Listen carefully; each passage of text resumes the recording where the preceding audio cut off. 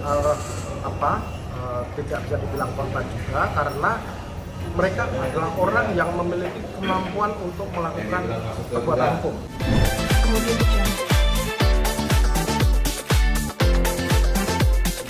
Pak, mungkin bisa dijelaskan apa hasil sidangnya seperti apa? Ya, sidang pada hari ini untuk pra-peradilan nomor 13 dan 16 terkait dengan judi online yang diduga dilakukan oleh Nikita Mirzani dan Iwan Guritno, promosi judi online ya, bukan judi online ya. Pada sidang hari ini agendanya adalah bukti tertulis dari para pihak, baik dari pemohon, dari pihak kami maupun dari pihak termohon yaitu Barreskrim. Nah, dari bukti-bukti yang kami ajukan itu khususnya adalah berupa putusan pengadilan.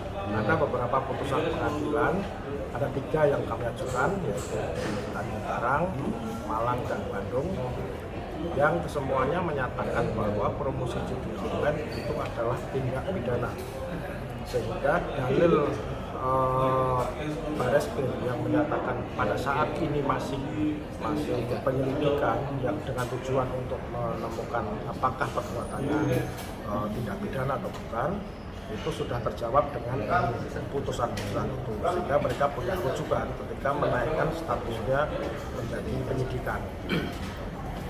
Gitu. Jadi nanti apa? Equin dan Ulum juga akan diminta keterangan juga? Kalau dalam persidangan ini tidak, tetapi menjadi kewajiban bagi penyidik untuk memanggil mereka untuk menentukan siapa tersangka dari perbuatan ini, apakah dilakukan oleh yang bersangkutan Nikita Mirzani dan Iwan Guritno saja seorang atau bersama-sama dengan orang lain. Termasuk juga seharusnya kalau penyidiknya jeli itu melacak dari mana uangnya, siapa yang order mereka, itu harusnya seperti itu. Bisa dibilang mereka korban ya? Tidak bisa dibilang korban juga kalau menurut kami ya, tidak bisa dibilang korban juga karena mereka adalah orang yang memiliki kemampuan untuk melakukan perbuatan hukum. Mereka tidak gila, mereka tidak di bawah pengampuan, sehingga bisa memikirkan apakah perbuatan ketika mereka setuju untuk dikontrak oleh pihak pemberi kerjaan, itu mereka bisa berpikir apakah ini termasuk judi atau tidak, sehingga mereka bisa menuju dari awal, mereka bisa menyadari dan mereka bisa melakukan riset. Harusnya mereka menolak, tetapi ketika mereka tetap melakukan itu kan jadi persoalan.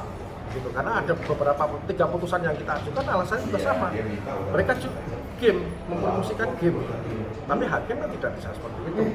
Hakim punya pandangan lain dan 3-tiganya mengatakan promosi judi online adalah tindak pidana. Jadi adalah tujuan kami mengajukan gugatan ini agar penyidik bekerja lebih serius untuk menentukan siapa tersangkanya dan juga mengajukannya ke persidangan. Begitu. Kalau setelah tidak langsung, yang harus bertanggung jawab itu dari judi online sendiri ya Pak? Bagi pihak yang mempromosikan, karena pasalnya adalah mempromosikan. Kalau mempromosikan, maka orang yang mempromosikan, bukan orang yang memberi.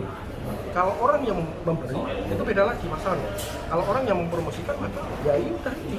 Apakah kemudian dia bekerja sama dengan orang lain atau bertindak sendiri, itu urusan lain. Tetapi tidak bisa mengatakan bahwa dia adalah korban. Ditipu misalnya, kalau memang ditipu silahkan laporkan penipuan bahwa itu memang kontraknya adalah kontrak yang tidak sah misalkan, nah itu urusan mereka silahkan. Tetapi terhadap promosi judi online sendiri itu adalah tindak pidana, itu yang harusnya dilakukan secara cepat oleh penyidik, karena korban judi online kan sudah terlalu besar, ada yang utang kemana-mana, bahkan ada yang bunuh diri. Masa mau dibiarkan begitu aja? Dan itu bisa dikatakan ratusan miliar dan banyak orang yang jadi korban ya Pak? Iya, kalau orang yang berjudi, ya karena tertarik dengan promosi itu, ya mereka menjadi korban. Tapi orang yang mempromosikan itu tidak bisa dikatakan membela diri, saya juga korban. Kecuali kalau saya orang gila atau saya tidak bisa melakukan perbuatan hukum. Tapi kalau saya memilih dalam kualifikasi dapat atau cakap melakukan perbuatan hukum, tidak bisa mengatakan dirinya sebagai korban, tidak bisa. Begitu Mas.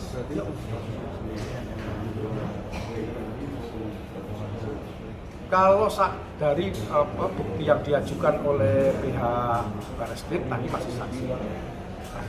Nah, saya berharap dengan kami mengajukan bukti 3 putusan pengadilan tadi, maka tidak ada keraguan bagi penyidik untuk menaikkan statusnya menjadi penyidikan dan menaikkan status mereka menjadi tersangka. Karena di situ jelas unsurnya apa saja, pasal yang dipakai sama 27 ayat 2 dan itu sama, 3 putusan itu sama, dan sehingga bagi penyidik akan menjadi lebih mudah untuk menaikkan status penanganan perkara yang menjadikan dan menentukan siapa tersangka. Sanksi yang diterima seperti apa sih Pak? Kalau memang misalkan nanti terbukti menjadi salah satu tersangka misalkan seperti itu, nanti akan WB dan seperti apa? Kalau sanksi berdasarkan undang-undang kan ada pidana penjara dan denda. Nah, terserah hakim apakah menerapkan dua-duanya atau salah satu, yaitu urusan hakim. Tapi bagi kami yang penting adalah ada efek jerah bagi siapapun yang mempromosikan judi online. Siapapun, jangan hanya pada selebgram yang kecil-kecil, tetapi juga mereka yang artis papan atas. Kalau misalnya dia melakukan promosi judi online, ya harus ada sanksi kan. Begitu. Oke. Nama? Cukup? Terima kasih, Pak. Dalam? Saya Kurniawan. Terima kasih.